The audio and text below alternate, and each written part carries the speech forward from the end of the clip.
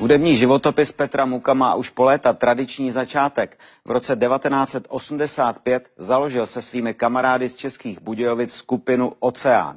O 3 roky později už zářil jako hvězda s písní Ráchel a než v roce 2010 tragicky zemřel, prodal bezmála 1 000 000 desek. Ale o tom, co bylo před Ráchel, vědělo až dosud jen několik nejbližších přátel. A taky STB, která jeho tehdejší začátky bedlivě sledovala. Neznámou tvář Petra Muka odkrývá David Macháček.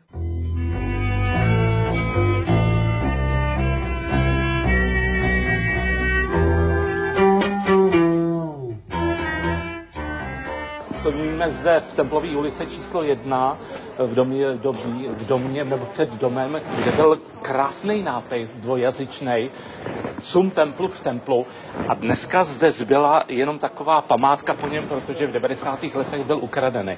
A myslím si, že to vypovídá o téhle době všechno. Ale radši vstupme teda do domu. Hudebníci do templu. Tak teďko jsme na 3. patře.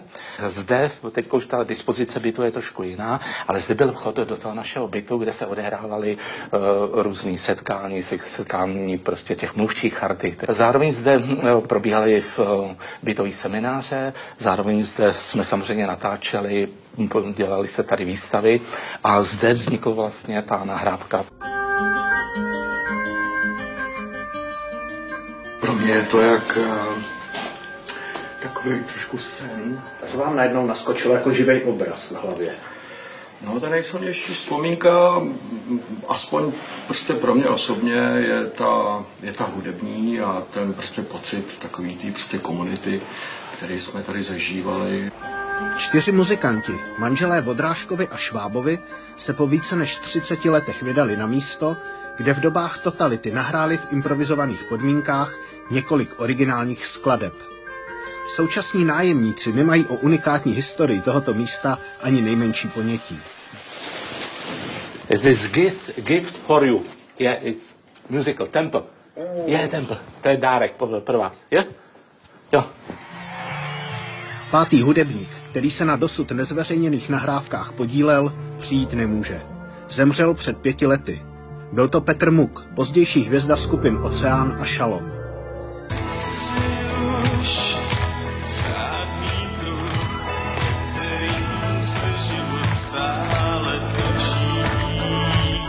Tehdy v roce 1984 měl čerstvě po maturitě a v pokoji u Vodrážkových bydlel se svou přítelkyní a brzy i první manželkou Michaelou.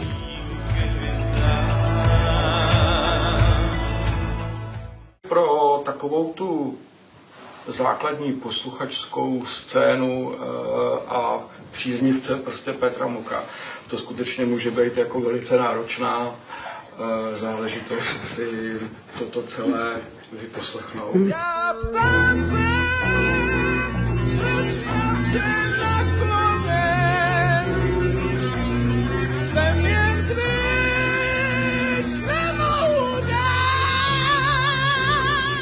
Tady je hrozně důležitý aspekt, aby se na to nahlíželo jako na autentickou nahrávku, která vznikala v určitém kontextu doby a vlastně vývoje Petra Muka. Člověk rodí se, když ztrácí se v něm jeho já. A pták teď letí do výše v mé hloubi, kam si dál. Rozhodně si myslím, že to byla prostě pro něj velice důležitá zkušenost, a z které pak jako dokázal se odrazit jako dál v Oceánu a i jako dále jako ve své solové kariéře. Takže v každém případě vřele doporučuju. Nedívala bych se na to jako na nějakou hudební zkušenost, ale tak jsme žili. Jo, takhle žil Petr a to je prostě část života, kterou vlastně veřejnost nezná. Byt Vodrážkových v pražském historickém domě na začátku Celetné ulice u Prašné brány fungoval za komunistického režimu jako otevřené místo pro všechny, kteří se nechtěli podvolit totalitě. Bylo to tady otevřené vlastně komukoliv, kdykoliv. Kdokoliv tady vždycky dostal pomoc. To jsem toho byla svědkem mockrát. A vlastně jsme se dozvídali věci, které nebyly možno se jinde dozvědět. Tam vlastně probíhaly přednášky, asi nejvýznamnější bylo takový triumvirát Machovec, Bondy, Balabán. A ty tam vlastně dělali přednášky takový interaktivní mezi sebou. Dušan Vozáry později zažíval s Petrem Mukem období slávy a až kultovního uctívání ve skupině Oceán. V polovině 80. let se ale potkávali v undergroundovém prostředí pražského Templu. Určitý ghetto, kde vlastně jako všichni byli kamarádi, všichni se dobře znali a fungovala tam mezi nimi taková určitá jako soudržnost na základě umělecký, filozofický, různě. Každý byl jiný, někdo maloval, někdo psal, někdo hrál. Který, když bez křídel neletí, nemůže dát. Tenhle moment této nahrávky je zajímavý, že běžný posluchač pozná Petra Muka právě z těch takových jakoby nadýchaných, takových těch romantických jeho poloh. A myslím si, že tohle může být ještě tak stravitelný, ale v té další části už začíná opravdu ten underground. Petr opravdu jede na doraz a když to zaspíval, tak jako potom už ztratil hlas. Takže tady v těch výškách drží celou dobu takový ochraptělej, expresivní prostě výraz až úplně do konce. Takže to je výrazem vlastně nějakého životního pocitu jít do extrému. To zajímavé je, že vlastně že to takhle fungovalo jako docela hodně let. Přesto, že třeba to STB to vědělo samozřejmě, protože jako nebudeme se namlouvat a dneska už to samozřejmě i víme, že řada z těch lidí byli agenti nebo spolupracovníci, kteří tam chodili. Státní bezpečnost se o dění v Templu samozřejmě intenzivně zajímala a v domě měla i svého stálého konfidenta. Tady v těchto druhých dveřích tam byl pán, jehož krycí jméno bylo Domovník a ten právě udával nás v souvislosti s mnohýma akcema, včetně hudebního našeho provozování při nahrávání té samotné desky. Miroslav Vodrážka společně se svojí manželkou Ivou jsou aktivními římskokatolickými laiky, podílející se na činnosti nelegální církve. V jejich bytě jsou konány schůzky římskokatolických laiků a signatářů Charty 77. Z jednoho zásahu u Vodrážkových si tajná policie pořídila videozáznam. Dnes je to cenný dokument, který ukazuje, jaká společnost se v Templu scházela. Jedním z častých hostů býval například i Václav Havel. Tak to je autentický záznam z roku 1988.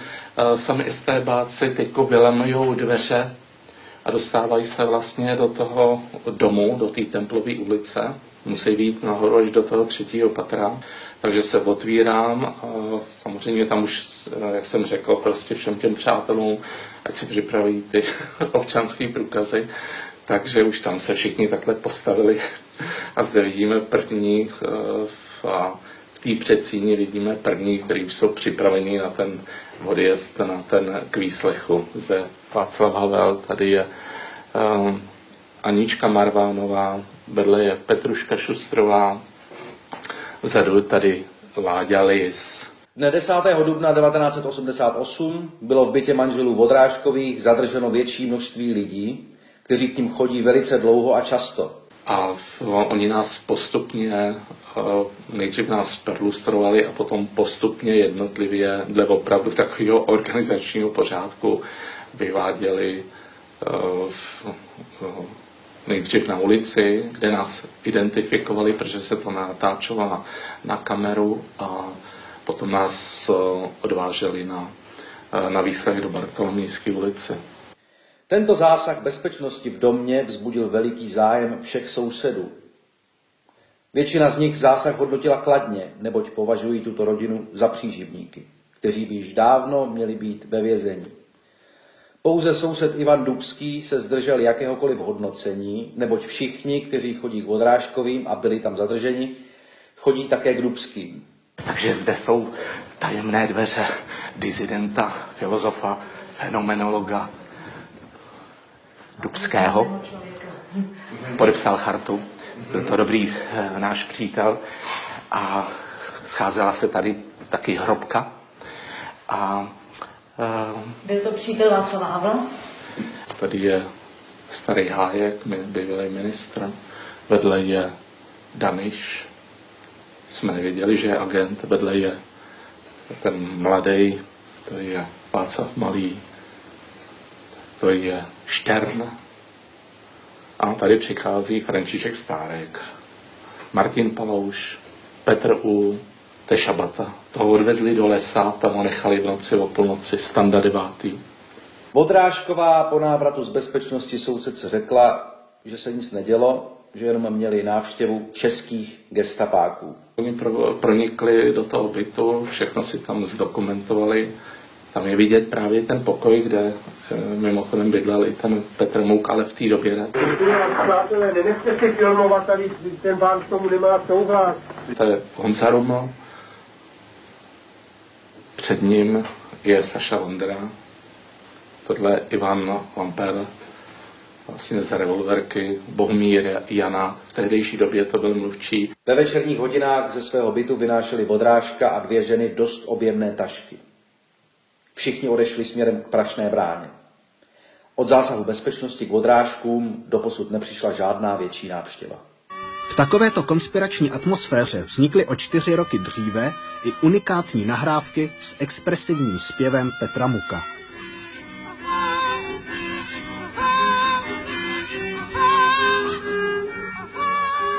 To je právě ten velký pokoj, kde se odehrávaly ty všechny nejdůležitější undergroundové akce, všude ty obrázky a tam samozřejmě bydlel, tadyhle spal Petr z Michalov. No. A tam vznikla i ta nahrávka? Ta nahrávka vznikla vedle v tom pokoji, protože v tomhle pokoji nahrával, v tom velkém pokoji nahrával Cibulka na Revox a my samozřejmě, aby jsme byli stranou dál, že od toho technického zařízení, tak jsme to natáčeli v tom malém zadním pokoji. Nahrávání se pochopitelně nedalo v domě úplně utajit. A tak se do něho zapojil i zmiňovaný udavač státní bezpečnosti. Nahrávali v naprosto tíživých podmínkách, hudebních a tak dále. Neměli jsme žádný studio, nic, tak samozřejmě jsme museli tu hudbu zesílit nějak adekvátním způsobem, takže ji poslouchali, myslím, až do toho prvního patra. No a při tom opakování těch nejrůznějších nepovedených skladeb došlo k tomu, že vlastně muž s jménem, jehož krycí jméno bylo Domovník, to nevydržel, vyběhnul a říkal nám, že teda vezme tu sekeru a všechny nás zabije. Což si myslím, že když Petr byl ve dveřích, že to na něj monumentálním způsobem zapůsobilo. No a jak to dopadlo? Vyběh se sekerou nebo? No, tak bylo to naštěstí, to bylo v momentě, kdy jsme opravdu dokončili poslední nějakou repetici, takže si myslím, že to bylo perfektní, jo, že jako myslím, to bylo tak dobře načasovaný, že to bylo jenom závěr takový trošku divadelní, ale Petr to prožíval ještě trošku jinak. Je to skutečně pro mě dokument doby, jako vzpomínka, která je opravdu hluboká, určující pro spoustu životů těch lidí. Samozřejmě kolem těch 17 až 20 jako je hodně důležitá doba, kdy se člověk utváří, jakoby vychází na tu cestu, která bohužel někdy může úplně vést někam jinam, než si v té době myslel. Já vnímám Petra Muka jako velice výraznýho umělce a samozřejmě pro mě samozřejmě je nejdůležitější to období v undergroundu, nikoli v to období pozdější. Domnívám se, že jeho kvality, byť velice syrový a existenciálně, jsou zachycený právě na této nahrávce, nikoli na pozdějších nahrávkách. Proč být